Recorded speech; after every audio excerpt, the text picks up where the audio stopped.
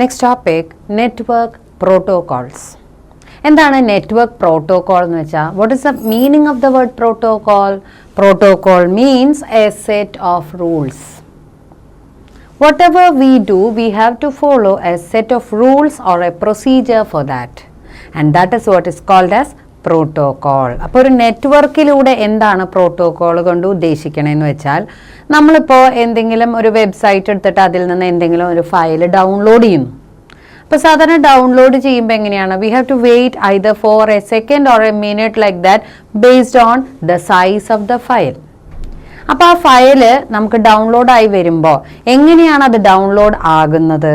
അതായത് അത് packets of information ആയിട്ട് സ്പ്ലിറ്റ് ആയ ശേഷമാണ് സെർവറിൽ നിന്നും ക്ലയൻറ്റ്, ആരാണ് സെർവർ, ഏത് വെബ്സൈറ്റിൽ നിന്നാണോ നമ്മളിത് എടുക്കുന്നത് ആ വെബ്സൈറ്റിനെ നമ്മൾ പറയുന്ന പേരാണ് സെർവർ എന്നുള്ളത്. അപ്പോൾ അതിൽ നിന്നും ക്ലയൻറ്റ് ആരാണ്, നമ്മൾ. ആരാണോ ഇത് ഈ പർട്ടിക്കുലർ ആയിട്ടുള്ള ഡേറ്റ വേണമെന്ന് ആവശ്യപ്പെടുന്നത് അവരാണ് ക്ലയൻറ്റ് എന്ന് പറയുന്നത്. അപ്പോൾ ആ ക്ലയൻറ്റിന് ആവശ്യമായിട്ടുള്ള സർവീസ് അല്ലെങ്കിൽ ആവശ്യമായിട്ടുള്ള ഡേറ്റ സെർവറിൽ നിന്ന് ലഭ്യമാകുന്നു.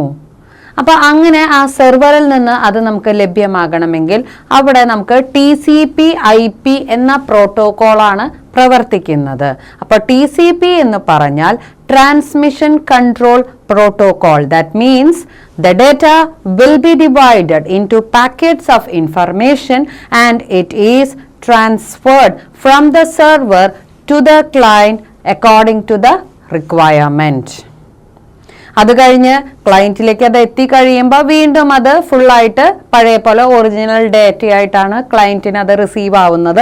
അതുവരെയാണ് ഈ ഡേറ്റ ബ്രേക്കപ്പായി പാക്കറ്റ്സ് ഓഫ് ഇൻഫർമേഷൻ ആയിട്ട് ഇങ്ങോട്ട് വരുന്നു എന്നുള്ളത് നമ്മൾ മനസ്സിലാക്കേണ്ടത്. അതിനുവേണ്ടി നമ്മളെ സഹായിക്കുന്നത് TCP എന്ന പ്രോട്ടോകോൾ ആണ്. അപ്പോൾ വാട്ട് അബൌട്ട് IP? IP എന്ന് വെച്ചാൽ എന്താണ്? IP is actually the internet protocol. So it is related with the IP address of each and every machine which is a part of this network. അപ്പോൾ ഒരു നെറ്റ്വർക്കിലുള്ള എല്ലാ മെഷീൻസിനും എന്തുണ്ട്? എല്ലാ കമ്പ്യൂട്ടറിനും ഒരു IP അഡ്രസ് ഉണ്ട്. ആ IP അഡ്രസ്സിലൂടെയാണ് ഓരോ സിസ്റ്റത്തെയും നമ്മൾ തിരിച്ചറിയുന്നത്. അതിലൂടെ നമുക്ക് എന്ത് പറ്റുന്നു? നമുക്ക് ആവശ്യമായിട്ടുള്ള ഡേറ്റ അതിലൂടെ നമുക്ക് കറക്റ്റായിട്ടുള്ള മെഷീൻ അഡ്രസ് ഏതാണെന്ന് ചെക്ക് ചെയ്ത ശേഷം അതിലേക്കാണ് ഈ ഡേറ്റ റിസീവ് ആവുന്നത്. That means from the server to the client, it will make sure whether the requested client is getting that or not. Address തെറ്റിപ്പോയി വേറൊരാൾക്ക് പോവുക, അങ്ങനെ ഒരു പ്രശ്നം ഇവിടെ ഉണ്ടാകുന്നില്ല. അതിനാണ് IP അഡ്രസ് നമ്മളെ സഹായിക്കുന്നത്. അപ്പോൾ എപ്പോഴും നമ്മൾ ഓർക്കണം, എന്ത് ടൈപ്പ് ഓഫ് നെറ്റ്വർക്ക് ആയിക്കോട്ടെ, ബട്ട് ഈ IP address is important as far as it is the identification of the machine. ഇനി അടുത്തതായിട്ട് ഇതുപോലെ തന്നെ നമുക്ക് വേറെയും ഒരുപാട് പ്രോട്ടോകോൾസ് നമ്മളെ സഹായിക്കുന്നുണ്ട്. ഏതൊക്കെയാണ് നമുക്ക് നോക്കാം. അതിൽ വരുന്ന ഒരെണ്ണം FTP, ഫയൽ ട്രാൻസ്ഫർ പ്രോട്ടോകോൾ. എന്താണ് ഫയൽ ട്രാൻസ്ഫർ പ്രോട്ടോകോൾ എന്ന് പറഞ്ഞാൽ? അതായത് ഇപ്പം നേരത്തെ പറഞ്ഞതുപോലെ സെർവറിൽ നിന്നും ക്ലയൻറ്റിലേക്ക് നമുക്കൊരു ഫയൽ തന്നെ അവിടെ നിന്ന് ഇങ്ങോട്ട് ട്രാൻസ്ഫർ ആയി വരുന്നുണ്ട്. അപ്പോൾ ആ സമയത്ത് നമുക്ക് ഫയൽ ട്രാൻസ്ഫർ പ്രോട്ടോകോൾ ഉപയോഗിക്കാവുന്നതാണ്. നമ്മളല്ല ഇത് സെലക്ട് ചെയ്യുന്നത്. Automatically if a file is very big or if we want to access it from some other websites or something related with that we are able to do that with the help of this particular FTP. FTP എന്ന് പറയുന്നത് file transfer protocol ആണ്. അതിലൂടെ ഫയലുകൾ transfer ചെയ്യാനായിട്ട് സാധിക്കുന്നു എന്ന് മനസ്സിലാക്കുക. നമുക്ക് ഫുൾ ഫോം അല്ലെങ്കിൽ name the protocol that is used to transfer the files from the server to the client, അങ്ങനെ ഒരു ക്വസ്റ്റ്യനും വരാറുണ്ട്. നെക്സ്റ്റ് HTTP, അതിന്റെ full form hyper text transfer protocol എന്നാണ്. ഇത് കുറച്ചും കൂടി ഫെമിലിയർ ആയിട്ടുള്ള ഒരു പ്രോട്ടോകോൾ ആണ്. കാരണം ഏതൊരു വെബ്സൈറ്റ് നമ്മൾ ആക്സസ് ചെയ്യുകയാണെങ്കിൽ നമ്മുടെ ഗൂഗിൾ ക്രോമിലോ മോസില്ല ഫയർഫോക്സ് ഏത് വെബ് ബ്രൗസർ നിങ്ങൾ ഉപയോഗിച്ചാലും ആ വെബ് ബ്രൗസറിലെ അഡ്രസ് ബാറിൽ ആദ്യം തന്നെ HTTP എന്ന് വരും. അതിനുശേഷമാണ് നമ്മുടെ DNS അതായത് വെബ്സൈറ്റിന്റെ ഫുൾ നെയിം നമുക്ക് കാണാൻ സാധിക്കുന്നത്. എന്താണ് അതുകൊണ്ട് ഉദ്ദേശിക്കണമെന്ന് വെച്ചാൽ നമുക്ക് സെർവർ സെർവറിൽ നിന്നും ആവശ്യമായ ആ വെബ്സൈറ്റ് ക്ലയന്റിലേക്ക് എത്തുന്നു എന്നാണ് അതിന്റെ അർത്ഥം. അപ്പൊ അത് കറക്റ്റ് ആയിട്ട് നമുക്ക് റിസീവ് ആവുന്നു. എങ്ങാനും നമ്മൾ ടൈപ്പ് ചെയ്ത് വിടുന്ന DNS, അതായത് നമ്മുടെ web server name, domain name system തെറ്റിപ്പോയാൽ നമുക്കത് കിട്ടില്ല. പിന്നെ നമ്മൾ ഗൂഗിളിലൊക്കെ സെർച്ച് ചെയ്തിട്ടൊക്കെയാണ് എടുക്കാറ്. അപ്പോൾ HTTP എല്ലാ വെബ്സൈറ്റും നമ്മൾ ആക്സസ് ചെയ്യുമ്പോൾ മുൻപിൽ കാണുന്നതാണ്. അതും ഇതുപോലെ തന്നെ സെക്യൂർ ആയിട്ടുള്ള ഒരു പ്രോട്ടോകോൾ ആണ്, which make sure that you are able to access the website which you have requested.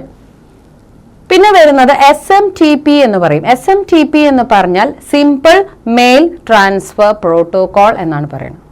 എന്താണത്? അതായത് മെയിൽ അയക്കുമ്പോൾ, ഇമെയിൽ അയക്കുമ്പോൾ നമുക്ക് കറക്റ്റായിട്ട് നമ്മളുടെ ആ ഒരു അഡ്രസ്സ് ഉണ്ട്, ഇമെയിൽ അഡ്രസ്സ്. ആ ഇമെയിൽ അഡ്രസ്സ് കൃത്യമാണെങ്കിൽ അയാൾക്ക് ആവശ്യമായിട്ടുള്ള ഡേറ്റ അല്ലെങ്കിൽ അയാൾക്ക് നമ്മൾ അയച്ച മെസ്സേജ് അയാളിലേക്ക് തന്നെ എത്തിക്കുന്നു.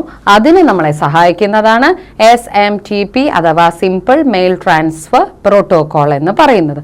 അപ്പോൾ ഏതൊരു കാര്യം നമ്മൾ ചെറുതോ വലുതോ ആയിട്ട് ചെയ്യുകയാണെങ്കിൽ അവിടെയെല്ലാം നമുക്ക് എന്തുണ്ട്? ഒരു പ്രൊസീജിയർ ഉണ്ട്. ആ പ്രൊസീജിയറിന് ആവശ്യമായിട്ടുള്ള സെറ്റ് ഓഫ് റൂൾസ് ഉണ്ട്. ആ റൂൾസ് ഫോളോ ചെയ്താൽ മാത്രമേ നമുക്കത് കറക്റ്റ് ആയിട്ട് നമ്മുടെ പ്രോസസ് കംപ്ലീറ്റ് ആവുള്ളൂ. പിന്നെ അതുപോലെ തന്നെ അടുത്തതായിട്ട് നമ്മൾ പറയുന്നത് ടെൽനെറ്റ്. ടെൽനെറ്റ് എന്ന് പറഞ്ഞാൽ റിമോട്ട് ലോഗിൻ എന്നും കൂടി അതിനൊരു പ്രത്യേകതയുണ്ട്.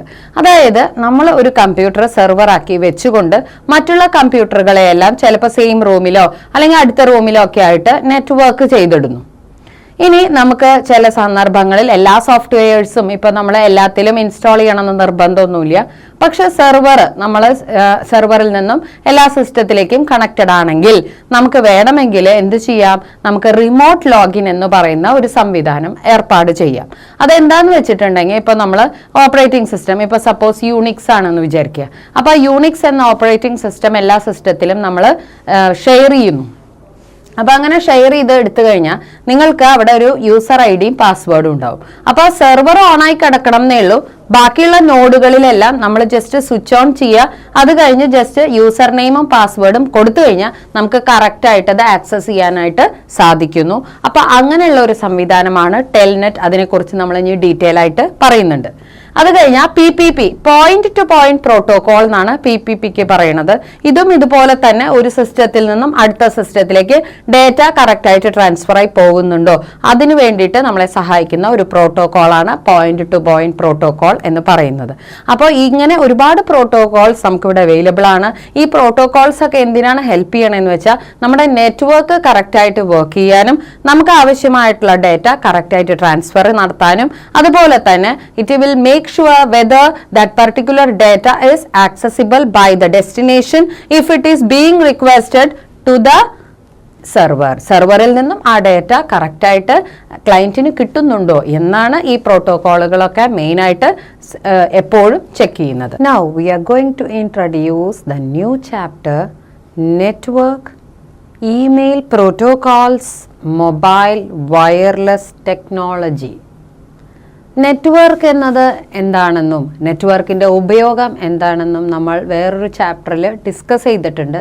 അതായത് നമുക്ക് നെറ്റ്വർക്ക് ചെയ്യുമ്പോഴാണ് ഒരു കമ്പ്യൂട്ടറിൽ നിന്ന് വേറെ കമ്പ്യൂട്ടറിലേക്ക്, അതുപോലെ തന്നെ ഒരു കമ്പ്യൂട്ടറിൽ നിന്ന് മൊബൈലിലേക്ക്, മൊബൈലിൽ നിന്ന് മറ്റൊരു മൊബൈലിലേക്ക് എന്നിങ്ങനെ ഡാറ്റ ട്രാൻസ്ഫർ ചെയ്യാൻ സാധിക്കുന്നത്. അപ്പോൾ ആദ്യം നമ്മൾ കമ്പ്യൂട്ടറിലൂടെയാണ് ഇതുപോലുള്ള കമ്മ്യൂണിക്കേഷൻസ് എല്ലാം ചെയ്തുകൊണ്ടിരുന്നത്. അതിനുശേഷം നമുക്കതിലൂടെ തന്നെ കമ്പ്യൂട്ടറിൻ്റെ സഹായത്തോടെ ഇൻ്റർനെറ്റ് ഫെസിലിറ്റി വന്നു. അപ്പോൾ നെറ്റ് ഫെസിലിറ്റിയിലൂടെ നമുക്കിത് ശരിക്കും പറഞ്ഞു കഴിഞ്ഞാൽ നമ്മുടെ നിത്യജീവിതത്തിലൂടെ നമുക്കത് പ്രാവർത്തികമാക്കാനും അതനുസരിച്ച് നമുക്ക് ആവശ്യമായിട്ടുള്ള ഡേറ്റകൾ ലഭ്യമാക്കാനും അത് സഹായിച്ചു. അതിനുശേഷം നെറ്റ് ഫെസിലിറ്റിയോടുകൂടി കമ്പ്യൂട്ടർ എന്ന് പറഞ്ഞാലും ഈ കമ്പ്യൂട്ടർ നമുക്ക് എല്ലാ സ്ഥലത്തേക്കും കൊണ്ടു നടക്കാനൊക്കെ പ്രയാസമായി. അത് കഴിഞ്ഞപ്പോൾ വന്നതാണ് നമുക്ക് മെസ്സേജുകൾ കൈമാറാനും ഡോക്യുമെന്റ്സ് കൈമാറാനും ആവശ്യമായ ഇമെയിൽ സംവിധാനം. അപ്പോൾ ഇമെയിൽ പ്രോട്ടോകോൾസ്, അതിനായിട്ട് ഒരുപാട് സെറ്റ് ഓഫ് റൂൾസ് നമ്മളെ ഹെൽപ്പ് ചെയ്യുന്നു. അതാണ് പ്രോട്ടോകോൾസ് എന്ന് പറയുന്നത്. അത് കഴിഞ്ഞ് പിന്നീട് മൊബൈൽ ടെക്നോളജി വന്നപ്പോൾ മൊബൈലിലൂടെ, മൊബൈൽ എന്ന് പറഞ്ഞാൽ ഒരു ചെറിയ സംവിധാനം, അതായത് ഒരു ചെറിയൊരു സാധനമാണ്. അപ്പോൾ നമുക്ക് ആർക്ക് വേണമെങ്കിലും അത് എപ്പോഴും കൊണ്ടു നടക്കാം. അപ്പോൾ കമ്പ്യൂട്ടറിൻ്റെ ആവശ്യം എന്താണോ അതേ ആവശ്യങ്ങളെല്ലാം മൊബൈലിലൂടെ നമുക്കത് നടത്താനും സാധിക്കുന്നു. അപ്പോൾ അങ്ങനെയുള്ള ഒരുപാട് സാങ്കേതിക വിദ്യകൾ എങ്ങനെ ഉണ്ടായി, എന്താണ് അതിൻ്റെ പിന്നിലുള്ള പ്രവർത്തനങ്ങൾ, അപ്പോൾ അതിൻ്റെ സീക്രട്സ് ആണ് നമ്മൾ ഈ ചാപ്റ്ററിൽ ഡിസ്കസ് ചെയ്യുന്നത്. നമ്മൾ നേരത്തെ ടെൽനെറ്റ് ഓപ്പറേറ്റിംഗ് സിസ്റ്റത്തെ കുറിച്ചും ടെൽനെറ്റ് പ്രോട്ടോകോളിനെ കുറിച്ചാണ് സംസാരിച്ചത്. ഈ ടെൽനെറ്റ് പ്രോട്ടോകോൾ എന്ന് പറയുന്നത് നേരത്തെ ഞാൻ പറഞ്ഞതുപോലെ റിമോട്ട് ലോഗിൻ സംവിധാനത്തിന് വേണ്ടിയാണ് ഉപയോഗിക്കുന്നത്. എന്താണ് റിമോട്ട് ലോഗിൻ എന്ന് പറഞ്ഞാൽ? That is we are able to access the operating system from the other systems which are connected to the network and which are accessible with the help of the connection with the server. Server on ചെയ്ത ശേഷം നമ്മൾ നമ്മുടെ ബാക്കിയുള്ള client computer സിസ്റ്റത്തിലൂടെ remote ലോഗിനിലൂടെ user ID password കൊടുത്ത് നമുക്ക് സെർവറിലുള്ളതായ Unix operating സിസ്റ്റത്തെ നമുക്ക് ആക്സസ് ചെയ്യാൻ സാധിക്കുന്ന സംവിധാനമാണ് ടെൽനെറ്റ് പ്രോട്ടോകോളിലൂടെ ഉണ്ടാകുന്നത്. നെക്സ്റ്റ് നമ്മൾ പറയാൻ പോകുന്നത് wireless or mobile communication protocol. അതിനായി നമ്മളെ സഹായിക്കുന്നത് GSM എന്ന് പറയും, ഗ്ലോബൽ സിസ്റ്റം ഫോർ മൊബൈൽ. അതിൻ്റെ ഫ്രീക്വൻസി 900 MHz മുതൽ 1800 MHz വരെയാണ് വരുന്നത്. അതുപോലെ തന്നെ GPRS, അതായത് ജനറൽ പാക്കറ്റ് റേഡിയോ സർവീസ് എന്ന് പറയുന്നു. ഇതെല്ലാം നമ്മൾ ഇന്ന് കാണുന്ന എല്ലാ മൊബൈൽസിലും നമ്മൾ യൂസ് ചെയ്യുന്ന സംവിധാനങ്ങളാണ്. അതുപോലെ തന്നെ WLL, വയർലെസ് ലോക്കൽ ലൂപ്പ്, ഇതെല്ലാം നമ്മളിപ്പോൾ യൂസ് ചെയ്യുന്നുണ്ട്. എന്താണ് ഇതുകൊണ്ടൊക്കെ ഉള്ള നമുക്കുള്ള ഉപയോഗം എന്താണെന്ന് വെച്ചിട്ടുണ്ടെങ്കിൽ, നമുക്ക് മൊബൈലിലൂടെ ഇപ്പോൾ GPRS സംവിധാനത്തിലൂടെയൊക്കെ നമുക്ക് ഓരോ ലൊക്കേഷൻസ് ഒക്കെ ട്രേസ് ചെയ്യാനും, നമുക്ക് അറിയാത്ത സ്ഥലമാണെങ്കിൽ അവിടേക്ക് എങ്ങനെ എത്തിച്ചേരണം, ഇങ്ങനെയുള്ള സംവിധാനങ്ങളിലൂടെ നമുക്ക് അതെല്ലാം ഹെൽപ്പായിട്ട് കിട്ടുന്നുണ്ട്. പിന്നെ അതുപോലെ തന്നെ നമ്മൾ പിന്നെ യൂസ് ചെയ്യുന്നത് ഒരു സിം കാർഡ് ഉണ്ട്. സബ്സ്ക്രൈബർ ഐഡന്റിറ്റി മൊഡ്യൂൾ എന്നാണ് അതിനെ പറയുന്ന പേര്. അപ്പം നമ്മളൊരു സിം കാർഡ് എടുക്കുന്നു. അപ്പോൾ ആ സിം കാർഡിൽ ഏത് കൺട്രിയാണ്, അതുപോലെ അതിലൊരു 17 ഡിജിറ്റ് കോഡ്, എല്ലാ ഡീറ്റെയിൽസും അതുമേ ഉണ്ടായിരിക്കും. എന്നിട്ട് നമ്മൾ ഏത് കണക്ഷനാണ് നമ്മൾ ആക്സസ് ചെയ്യുന്നത് അതനുസരിച്ച് നമുക്ക് ആ കണക്ഷനിലൂടെ, അതായത് എയർടെൽ ഉണ്ട്, വോഡാഫോൺ ഉണ്ട്, അങ്ങനെ ഐഡിയയുടെ വോഡാഫോൺ ആണ് ഇപ്പോൾ, അതുപോലെ BSNL, അതുപോലെയുള്ള ഏതാണ് നമ്മൾ ആക്സസ് ചെയ്യുന്നത് അതിലൂടെ നമ്മൾ ഈ സിം കാർഡ് എടുക്കുന്നു. അത് കഴിഞ്ഞ് നമ്മൾ ഈ സിം കാർഡ് ഇട്ട് കഴിഞ്ഞിട്ട് നമ്മൾ അതിനെ ആക്ടിവേറ്റ് ചെയ്യുന്നു. ആക്ടിവേറ്റ് ചെയ്ത് കഴിയുമ്പോൾ നമുക്ക് ആ നമ്പറിലൂടെ നമ്മൾക്ക് മറ്റുള്ളവരെ കോൾ ചെയ്യാനൊക്കെ സാധിക്കുന്നു. അപ്പം അങ്ങനെ കോൾ ചെയ്യുമ്പോൾ എന്താ ഉണ്ടാവണമെന്ന് വെച്ചിട്ടുണ്ടെങ്കിൽ, നമുക്ക് ആരാണോ ഈ പെർട്ടിക്കുലറായ ഫെസിലിറ്റി പ്രൊവൈഡ് ചെയ്യുന്നത് ആ സ്റ്റേഷനിലേക്ക് അത് കണക്റ്റ് ആവുന്നു. അതിനുശേഷം അവിടെ നിന്നാണ് നമുക്ക് ഏത് നമ്പറിലേക്കാണ് നമ്മൾ വിളിക്കണേ വെച്ചാൽ അതിലേക്ക് കണക്റ്റ് ആവുന്നത്. ഇനി സപ്പോസ് നമുക്കത് കണക്റ്റ് ആവുന്നില്ല എങ്കിൽ ചിലപ്പോൾ നെറ്റ്വർക്ക് പ്രോബ്ലം ആവാം. അപ്പോൾ കുറച്ച് നേരം കഴിഞ്ഞിട്ട് നമ്മളത് ട്രൈ ചെയ്യുക. അതുപോലെ നമ്മളിപ്പോൾ നെറ്റ് ഫെസിലിറ്റി ഇപ്പോൾ ഒരു മാസത്തേക്കൊക്കെ എടുത്തു കഴിഞ്ഞാൽ കറക്റ്റ് ആ 1 മന്ത് കഴിയാറാവുമ്പോൾ മെസ്സേജസ് വരുന്നുണ്ട്, നമ്മളോട് അത് റീചാർജ് ചെയ്യാൻ പറയുന്നു. അത് കഴിഞ്ഞ് നമ്മളത് റീചാർജ് ചെയ്താൽ മാത്രമേ പിന്നത്തെ മാസത്തേക്ക് നമുക്ക് ആ ഫെസിലിറ്റി ലഭ്യമാവുന്നുള്ളൂ. ഇല്ലെങ്കിൽ അത് അവിടെ വെച്ചിട്ട് സ്റ്റോപ്പ് ആവുന്നു. അപ്പോൾ ഇങ്ങനെയൊക്കെ ആ സർവീസസ് നമുക്ക് അവൈലബിൾ ആവുന്നതിൻ്റെ റീസൺ ഓൾറെഡി ഇത് ചെയ്ത് കഴിയുമ്പോൾ ഇതൊക്കെ ഓൾറെഡി പ്രോഗ്രാംഡ് ആണ് അവിടെ. അപ്പോൾ അതനുസരിച്ചാണ് നമുക്ക് ആ ഫെസിലിറ്റി കിട്ടുന്നത്. അതിനുശേഷം നമ്മൾ ആ സമയത്ത് ഈ സിം കാർഡ് എടുക്കാൻ പോകുമ്പോൾ തന്നെ നമ്മൾ നമ്മുടെ ഒരു ആധാർ കാർഡ്, അതുപോലെ തന്നെ ഫോട്ടോ, എന്തിനാണ് ഇതൊക്കെ കൊടുക്കണേ, അതായത് നിങ്ങൾ ഏത് കാർഡ് സിം കാർഡാണ് എടുക്കുന്നത് അതിലേക്ക് നിങ്ങളുടെ ഈ ഐഡന്റിറ്റി അവർക്ക് ഓൾറെഡി അതിലേക്ക് സ്റ്റോർ ചെയ്യണം. കാരണം നാളെ എന്തെങ്കിലും പ്രോബ്ലം വന്നു കഴിഞ്ഞാൽ ഇന്ന ആള് ഇന്ന സിം കാർഡ്, ആദ്യമൊക്കെ കുറേ സിം കാർഡുകളൊക്കെ ഇതുപോലെ പല സ്ഥലത്ത് പോയിട്ട് ആൾക്കാർ എടുക്കും. പക്ഷെ എന്തെങ്കിലും മിസ്യൂസ് നടന്നാൽ അത് കണ്ടുപിടിക്കുന്നതിന് വേണ്ടിയാണ് ഇതുപോലുള്ള ഡീറ്റെയിൽസ് ഒക്കെ സ്റ്റോർ ചെയ്ത് വെക്കുന്നത്.